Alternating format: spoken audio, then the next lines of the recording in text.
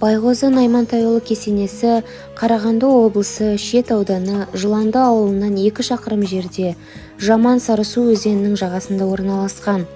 Батырдың кесенесі тұрған жер ел ішінде Батыр басы деген атпен белгілі. Байғозы Наймантайұлы 18 ғасырдағы қазақ-жоңғар соғыстарында ерлік көрсетіп атағы шыққан батыр. Батырдың туып өскен жері Арқаның Ортау, Қызылтау деп аталатын тау сілемдерінің арасы. Оның әкесі Наймантай батыр Тәуке ханның бас батырларының бірі болған. Баласы Байғозыны жауынгерлікке өзі баулып, әкелі балалы батырлардың даңқы жоңғар шапқыншылығына қарсы күресте шыққан. Шешесі Шолпан кіші жүздің 7 руын билеген Тархан Есет батырдың туған қарындасы. Ел аузында сақталған әңгімелерде жоңғарлармен болған бір шайқаста Байғозының қалмақтың ту ұстаған батырын садақпен атып түсіріп, жаудың бетін қайтарып жібергендігі туралы айтылады.